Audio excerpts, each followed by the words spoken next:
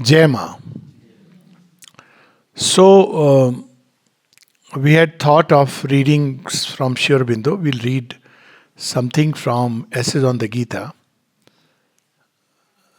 Just two things we must be clear, that Gita is written for the dynamic man. It's not like Sri Aurobindo will advise the same thing or Sri Krishna same thing to everyone. He says in the Essays on the Gita itself that he will not say to Sri Ramakrishna that you must go back and take a gun and fight. Basically, it's about following our own true self. So the Gita gives very good indicators: Swadbhava, Swadharma, all these things. Swadharma is how the divine is expressing himself in us. Each one has their own law of being, Swadharma.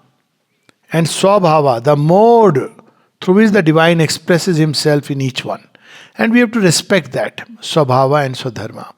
The Gita is also given largely to the kinetic man, and why it is so universal? Because primarily the most of us are in that middle stage of kinetic man. Sri Aurobindo speaks about these three kinds of humanity or stages of development. One is the camel man. So camel man is one who has to bear the burden of everybody, everything. That's a stage of development needed at its own level. Second is the lion man. He says this is indispensable. You cannot pass from the camel man to the last stage without passing through the lion man. You have to learn to say yes or no. You have to learn to accept what is true and reject what is false. Otherwise, one cannot go beyond, cannot leap. And that obviously involves many aspects of life. Then third is the child man, where you are like a child full of that joy and laughter. But we have to go through that lion man phase, and much of humanity needs that and will continue to need it. Therefore, the relevance of the Gita. There is another question associated which I will also take up before I read the passage. That if I follow Krishna, think of Krishna, meditate upon Krishna, or am I asked to follow mother, think of mother, meditate upon the mother? The logic is that Sri Krishna says in the Gita that he has also come from the divine. He is the divine who has taken a certain form. That's the only difference. And Sri Aurobindo and Sri Krishna, there is such a beautiful relation between him and Sri Krishna. So it's very easy to answer this question at one level. Step one, everything comes from the divine. Not only Sri Krishna and Sri Aurobindo. You, me, stone, everything. This is one truth, very profound truth. But there is a truth of difference. Stone comes from the divine. So does the river. Okay, so there is a truth of difference. Both we must know. Truth of oneness and truth of difference. That's how the Isha Upanishad reveals. Vidyancha avidyancha yast dvedo bhayam saha. Avidyancha mrityum tirtva vidyancha amritam ashnute. So we must know that yes, all comes from the divine, and Sri Krishna is very special. He is an avatar of the divine. And at the same time, we must know that all creation comes from the divine. In a deeper sense, all of us are that. This is also true. Yet there is a truth of difference. So what is the truth of difference? It's true that Sri Krishna is an avatar. So is Lord Rama. So is Narsingh avatar. So is Matsya avatar. And so is Sri Aurobindo. Does it mean all is same? Our common sense will give the answer. If all is same, there is no need for any progression of avatars. It is a very beautifully Mother has said, in the eternity of becoming, each avatar is the forerunner of a more perfect future realization. Yet mankind has a tendency, she is explaining it beautifully, mankind has a tendency to worship the avatar of the past in opposition to the avatar of the future. But tomorrow reveals the truth of the purpose. So again, we must understand the principle. Nobody, what people should do is their business. Each one should have freedom of choice. That's what our whole Sanatan Dharma is. But we must know the difference. All is same has spoilt the whole multiplicity of or diversity of creation. Shri Krishna is an avatar, Sri Aurobindo is an avatar, Sri Rama is an avatar. So does it make a difference whichever way we go? Now here comes the difference. Each brings a certain angle of the divine vision.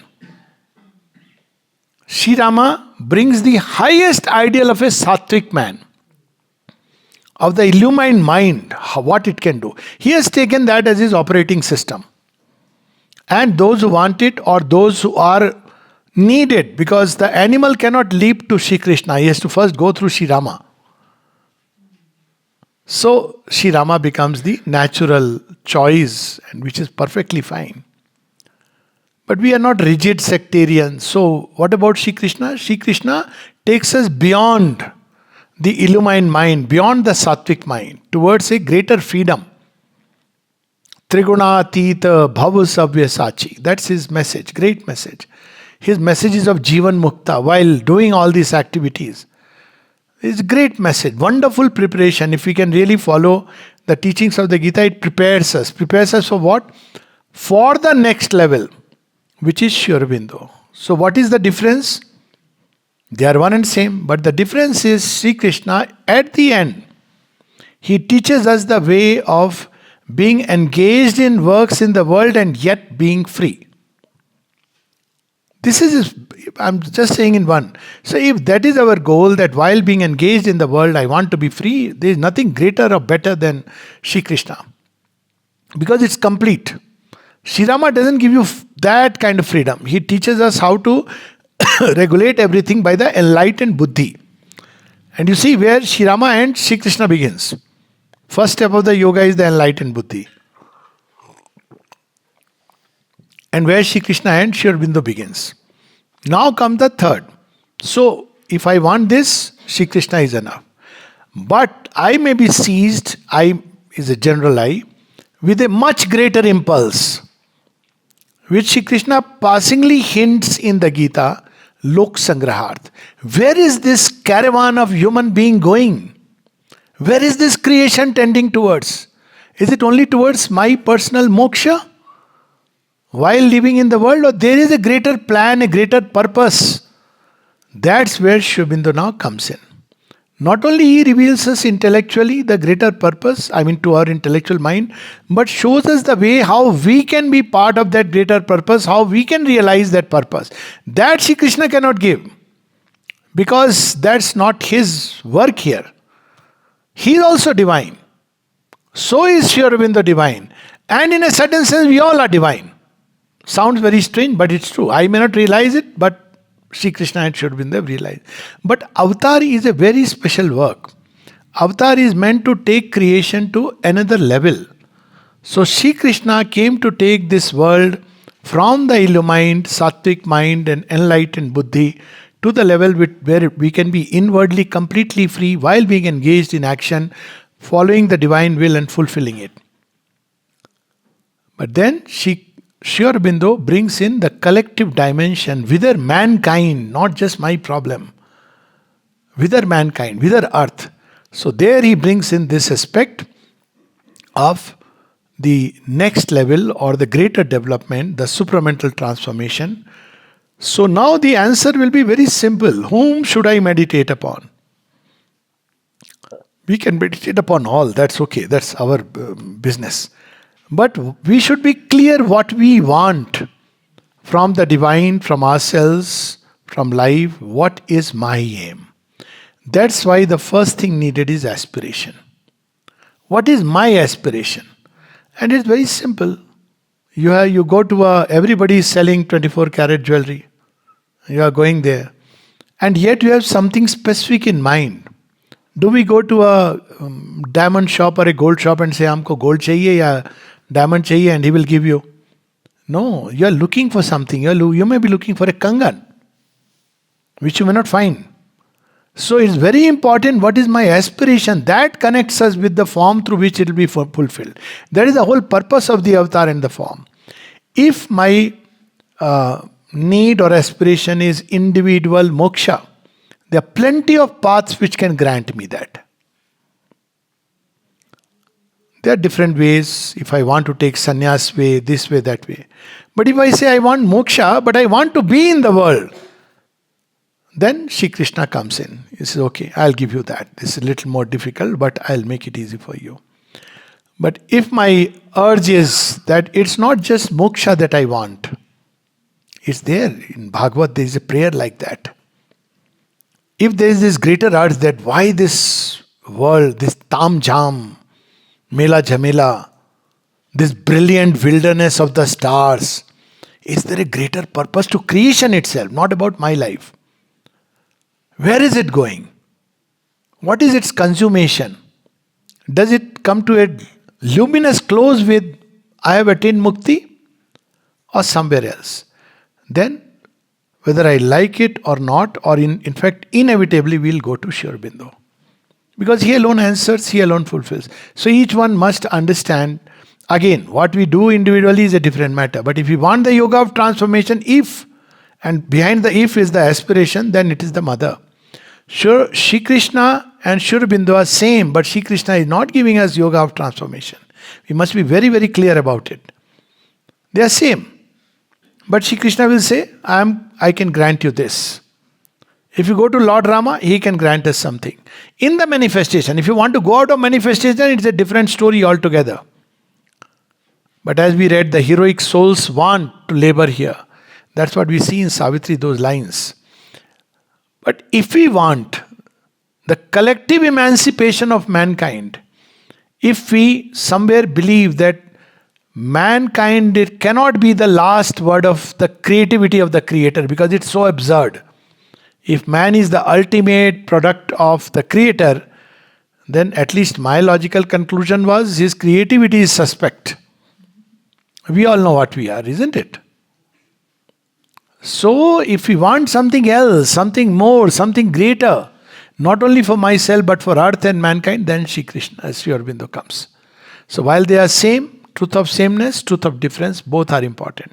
Then it's our choice whom we meditate upon. We are not evangelist or proselytizing people who know Hindu-based this thing is. We believe in multiplicity, diversity, we celebrate it.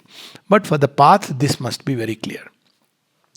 With that background, we were thinking of reading something from Essays on the Gita, because this is a mantra, very powerful. Personally, it has had a great impact on me. And it's a meditation with Sri Aurobindo, one of those powerful, one can say. And it shows us the way to the warrior soul. And as I said, it's very, when you have entered into the state of the child man, it's different. But we are still the warrior soul. It's okay, continue. So we are for that warrior soul of life, this is the meditation which applies to all of us. It should be read, reread, imprinted, put on everywhere, put on our heart.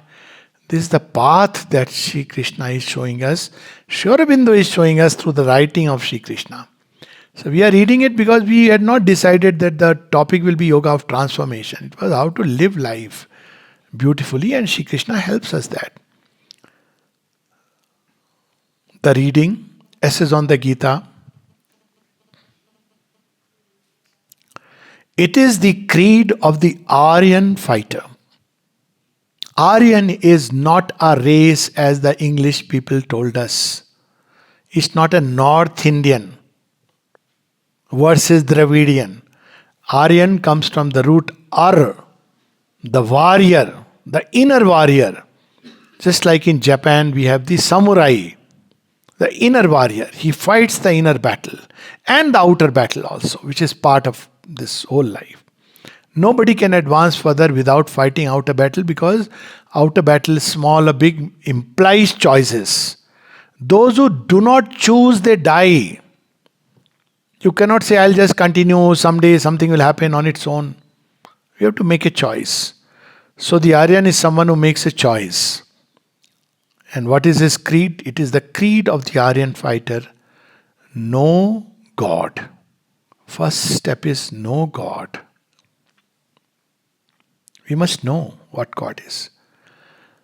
It says, Know thyself, help man,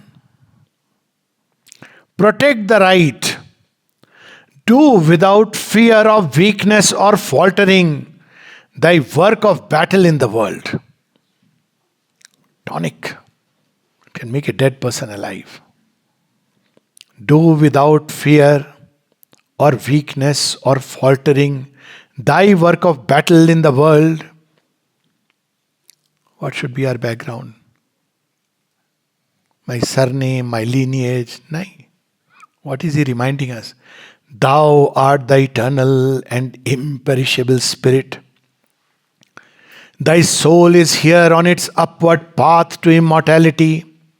Life and death are nothing. Sorrow and wounds and suffering are nothing. For these things have to be conquered and overcome. Lot of deviation in life takes place because we want to avoid certain problems. We don't want to go through. There is a very interesting Shobindo, third chapter of the Mother. To walk through life, armored against all fear and peril and disaster. He's not saying to walk away from life. It's to walk through life. Look not at thy own pleasure and gain and profit. This is the worst kind of mankind, which is only thinking of mera kya fayda hoga. Actually, it is not even human. Not even animal. What were they called in ancient times? The Rakshasa and the Asura. They thought only about their own benefit. मुझे खाने को क्या मिलेगा, मेरा आराम कहाँ मिलेगा. This is the type of humanity. So he says, do not follow that path.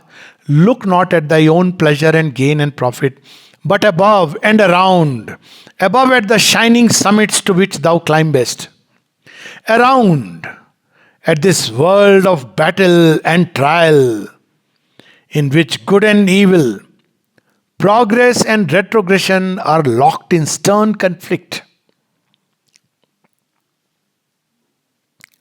Men call to thee, Arian warrior. This should be the heroism and leadership which the divine demands of us. Men call to thee, their strong man, their hero, for help. Help then, fight. How powerful this is. Destroy, when by destruction the world must advance. But hate not that which thou destroyest. Destroy, when by destruction the world must advance. But hate not that which thou destroyest. Neither grieve for all those who perish. Know everywhere the one self. Know all to be immortal souls, and the body to be but dust.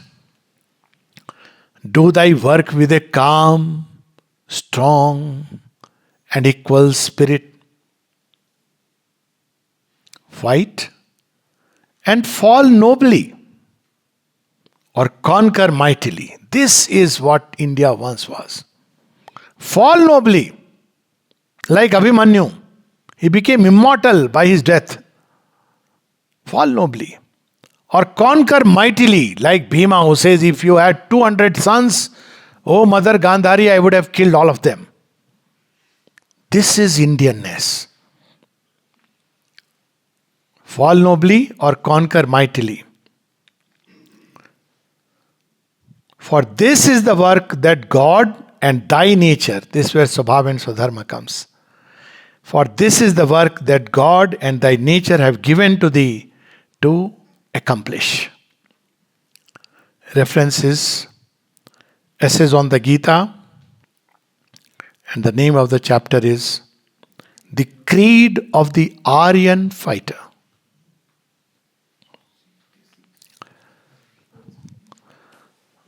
We can read a passage from Baji Prabhu because it's going with that. Somebody had requested, I was thinking when to read it, but after this वही ले सकते हैं.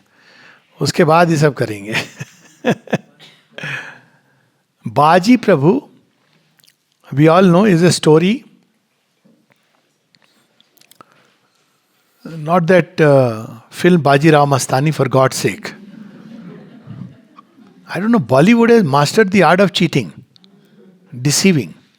Whoever Baji Rao Mastani was. But Baji Prabhu is the man who single-handedly saved the fort of Shivaji with some 20 odd men or 50 odd men against an army of 20,000. Army of Mughals, Pathans, Afghans and Rajputs. And he was waiting. I've been to that fort where and he has to wait till Shivaji comes with his artillery, guns and everything. And he saves the fort from morning till dusk. And he waits, but then he sees Shivaji is now the trumpets and all this is happening. And then he has sent one of the generals that you find out. So when he is coming, he knows that now Shivaji is coming, and then he falls. Falls where? In Bhavani's lap. And then Shivaji comes and he says that I can never recompense this loss. So it's a very long poem. I have done it actually as a full reading it's available on Aroma because one of my favorites. I have a very personal experience with this poem. When once I had a very severe attack of dysentery within some 2 hours, some 18-20 times, and I was admitted in ICU, officers ICU in Command Hospital, Bangalore, and like Burahal, so my friend who knew pediatrician, so he came and said, Alok bhai, क्या पढ़ूं? मैंने कहा बाजी प्रभु. He read for half an hour. I was up and about, sitting and everything. जान दे देता है मुर्दे के अंदर. So I'll just this background, then we'll just read some passages. So I have a very personal connect with this poem. So I'll just read from a few places. So it starts with where Baji tells that, look here, Tanaji Malsure. It's not that other movie is about Tanaji Malsure. So here that Tanaji Malsure comes. So he tells him, you go and see, you bring help because we need now, there is hardly anyone.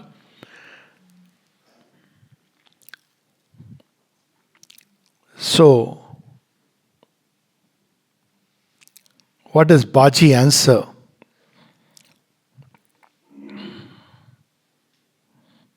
First, Tanaji Malsure tells him, what ponders then the hero? Such a man of men, he needs not like us petty swords. He says, you bring, don't worry. He is with his sword. A force behind him, but alone will hold all Rajasthan and Agra and Kabul, from rise to set. And Baji answered him. He said, he's the hero who is going to hold. I know that. So what does Baji answer him? Tanaji Malsure, not in this living net of flesh and nerve, nor in the flickering mind is a man's manhood seated. God within rules us. So powerful. God within rules us. This is the cult of the hero.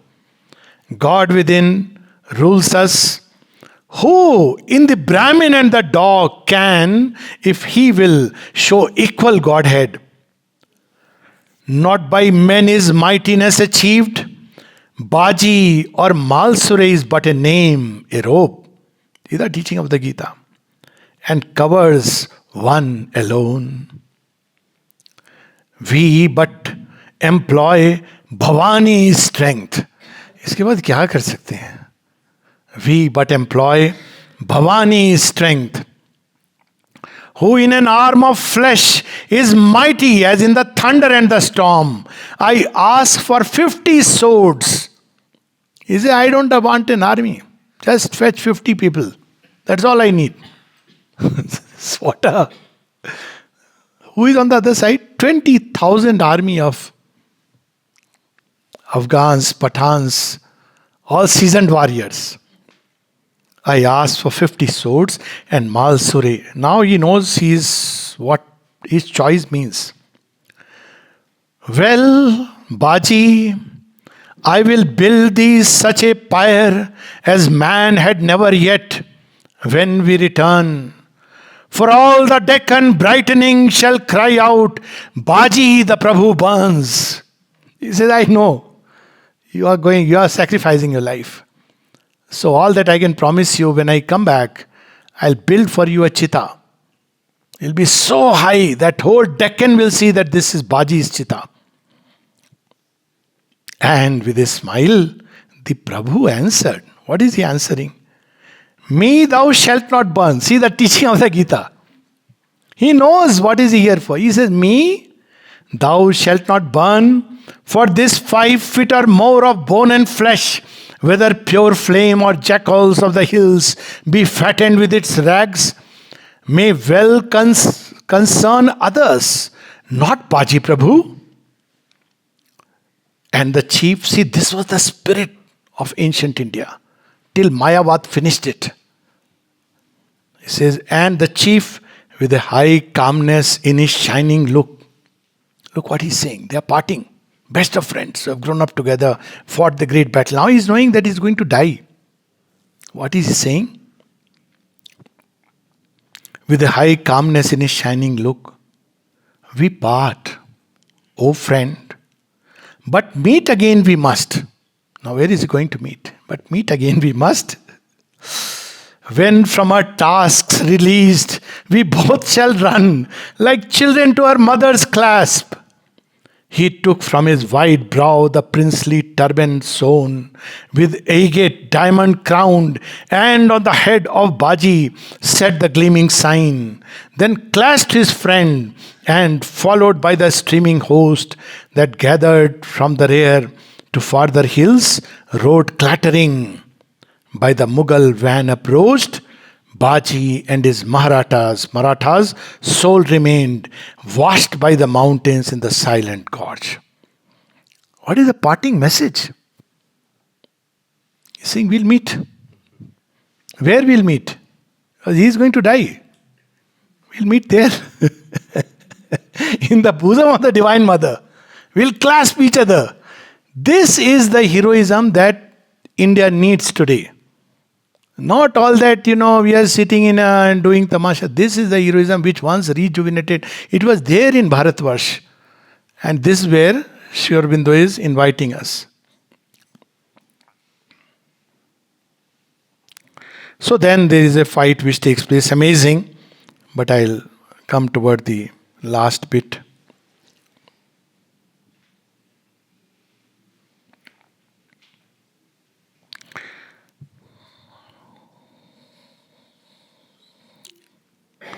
Okay. So this fight description is amazing. It's so real. I can assure you no television can capture it on the screen.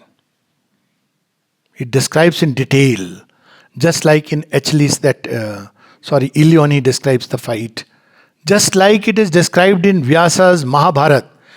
You've seen the serials. I can tell you that the way it is described in Mahabharata serial looks like a travesty.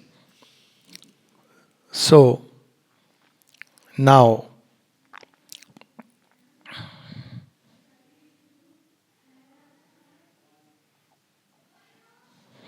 I'll come to that last bit.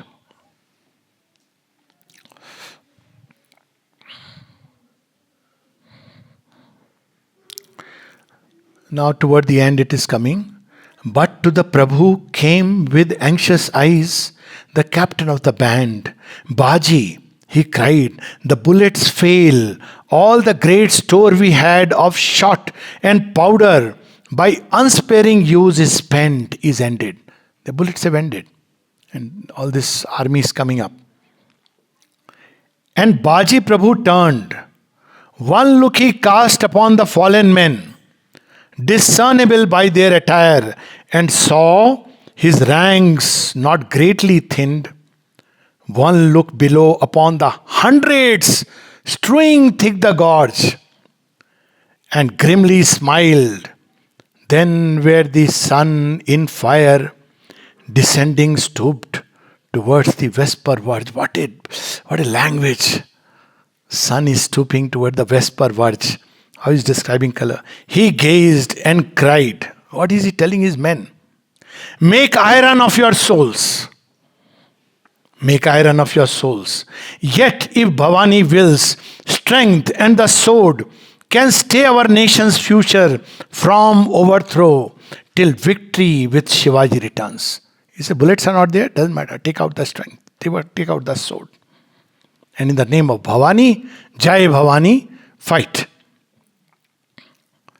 And so they waited without word or sound, and over them the silent afternoon waited. The hush terrestrial was profound, except the mountains and the fallen men. No sight, no voice, no movement was abroad. And then, slowly, came once more pouring, resolved at last, the stream of Mughal war came once more pouring. Not the broken rout of Pathans, not discouraged Rajput swords, who were already broken by him, but Agra's chivalry glancing with gold, and scimitars inlaid and colored robes. Swiftly they came, approached, expecting the assault, fire winged of bullets and the lethal rain. But there are no bullets. They expected, as they are coming up, that bullets will rain. So they are coming quietly. But silence met them, and to their intent, so ominous it seemed. A while they paused, fearing some ruse, though for much death prepared. Because they don't know, they are expecting bullets, but bullets are over. So they are waiting to ambush. So he's saying, but they are coming this way. No bullet sped, no musket spoke. Unhurt, they crossed the open space. Unheard, they climbed the rise. But even as their hands surprised, the shrubs that fringed the vantage, swords unseen, hacked at their fingers. Through the bushes thrust, lances from warriors, unexposed bore through their bosoms. From behind the nearest lines, pressed on to share their fate. And still the sea of men bore onward, till with violent strain they reached the perilous crest. What is happening? They are hidden behind the bushes. And as they come up, they chop their hands and thrust the lances in their heart. More and more come, because it's like a sea which is swelling. And here is Baji Prabhu with his handful of men guarding them. The southern few, small was the space for fight, and meeting strength with skill and force with soul, the strong and agile keepers of the hills, Marathas, prevailed against the city-dwelling hosts. Oh, he describes. With covert and the swiftly stabbing blades, overpowering the feints of Agra schools, so fought they for a while. Then suddenly, upon the Prabhu, all the goddess came. Now Bhavani is completely overtaken him. Loud like a lion hungry on the hills, he shouted, and his stature seemed to increase, striding upon the foe, because now Bhavani has occupied him fully. She asked for that Namund Malinina, this sacrifice she asked. Who is ready to give his whole life? He shouted, and his stature seemed to increase, striding upon the foe. Rapid his sword, like lightning playing with a cloud, made void the crest before him. On his other side, the swordsman of the south with swift assault, preventing the reply till like a bank of some wild river, the assault collapsed over the stumbling edge and down the rise. So this is how the battle goes on. And then once more they came and almost held. Then wrath rose in the Prabhu, and he raised himself in soul, because body is failing now. So he raised himself in soul.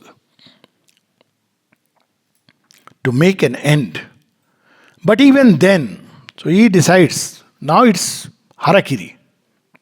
He wants to, this is last bit. He rises in soul. His body is struggling, but still. His stillness fell upon his mood, and all that godlike impulse faded from his heart. And passing out of him a mighty form stood visible, titanic, scarlet clad, dark as a thunder cloud with streaming hair. Kali. This sword, the flower, the boon, the bleeding head, Bhavani. Then she vanished.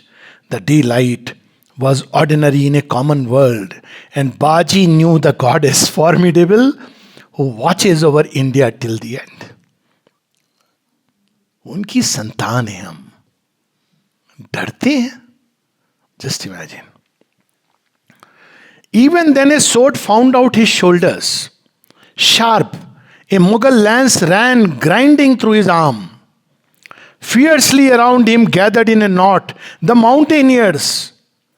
But Baji with a groan, Morodesh Pandey to the other side, hasten of the black gorge and bring me word.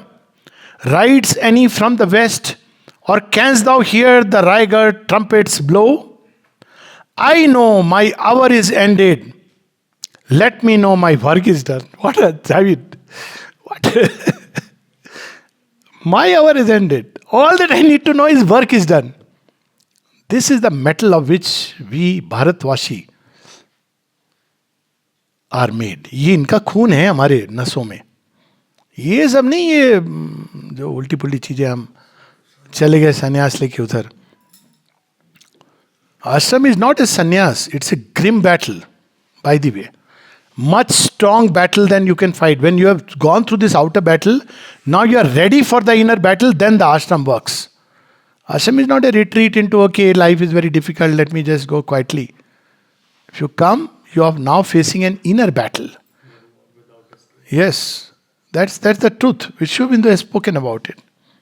Mother would say, if you are dissatisfied by life, if you are afraid, then don't come here. That's the whole purpose. He spoke and labored high, the slogan loud. What is the slogan loud? Jai Bhavani. That is the slogan. Desperate, he labored in his human strength to push the Mughal from the gorge's end.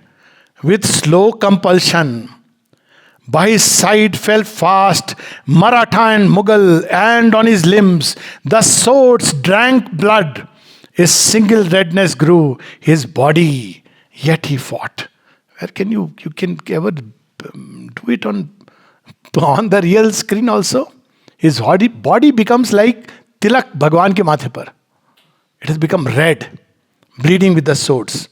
His body, yet he fought. Then at his side, ghastly with wounds, and in his fiery eyes, death, and rejoicing a dire figure stood, Morodesh Pandey. What does he say? Baji, I have seen the Raigarh lances. Baji, I have heard the trumpets. Conquering with his cry the dim. Conquering with his cry the din. What does it mean? When this happens, there is a lot of commotion going on. Na? Usual battle, isko maro, usko maro. बाजी एक cry उसकी जो होती है वो सारी दिन को शांत कर, मतलब this is such A leonine thing. Conquering with his cry the din, he spoke. Then dead upon a Mughal corpse, fell prone. Morodesh Pandey, because he is also. And Baji with a gruesome hand, wiping the blood from his fierce staring eyes, saw round him only 15 men erect of all his 50. But in front, behind, on either side, the Mughal held the gorge. Now he knows Shivaji is coming. Out of 50, 15 are left. And he is badly wounded, totally gone. Groaning once more, the grim Maratha turned And like a bull with lowered horns that runs, charged the exultant foe behind. With him the desperate survivors hacking ran, and as a knife cuts instantly its way through water, so the yielding Mughal wall was cleft and closed behind. Just imagine. 8 men alone. How he is describing? Out of 15, 7 gone in that process. 8 men alone stood in the God's narrow end, not one unwounded. There were hardly 3 abreast have room to stand. They faced again the foe, and from this latest hold, Baji beheld, mounting the farther incline, rank on rank, a mass of horsemen galloped far in front. Some 50 horse, and on a turbaned head, bright in the glory of the sinking sun, a jeweled agate blazed, and Baji looked over the wide and yawning field of space and seemed to see a fort upon a ridge, Raigar. Now Shivaji is coming, 50 horsemen, he sees. Man after man, man of the Maratha fell, till only 3 were left. He sees them coming, and now only 3 are left. Then suddenly Baji stood still and sank upon the ground. Quenched was the fiery gaze. He drops fighting. Nerveless the arm, Baji lay dead in the unconquered gorge. Look at the description. He has died, but the gorge has been unconquered. It doesn't allow the enemy to pass. Because he has seen now Shivaji coming. But ere he fell upon the rocks behind, the horse hoofs rang, and as the latest left of the 100 died, the bullets thronged. This is now Shivaji's bullet. Through the too narrow mouth and hurled those down who entered, clamorous, exultant blared the southern trumpets, Deccan warriors, Shivaji's. But with stricken hearts, the swords of Agra back recoiled, fatal upon their serried, unprotected mass. In hundreds from the verge, the bullets rained, and in a quick, disordered stream, appalled, the Mughals' rout began. Sure-footed, swift, the hostile strength pursued. Suryaji first, shouting aloud and singing to the hills a song of Ramdas, as he smote and slew. Now they have come. But Shivaji, by Baji's empty frame, stood silent, and his gaze was motionless upon the dead. Tanaji Malsure stood by him and observed the breathless corpse, Baji's corpse. Then slowly said, 33 the gates by which thou enterest heaven. Thou fortunate soul. See, this is how we looked at fortunate soul. वीर गति को प्राप्त हुआ, यानी वो बेचारे के साथ क्या हुआ. Fortunate soul, ये तो रेयर है. Thou fortunate soul,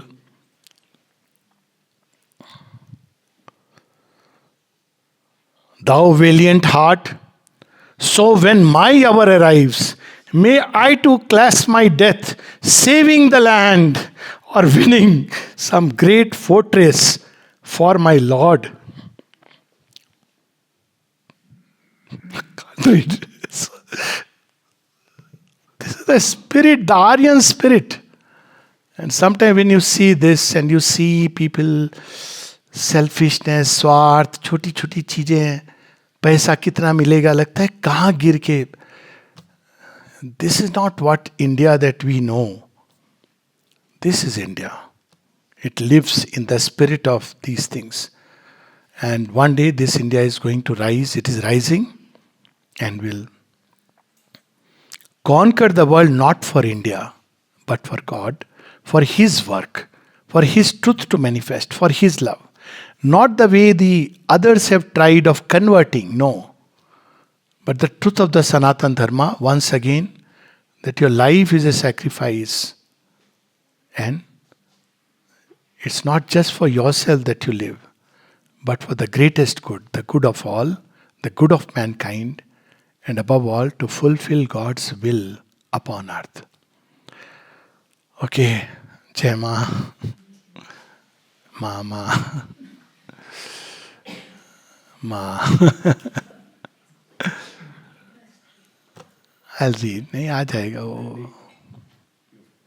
It'll be fine. Thank you.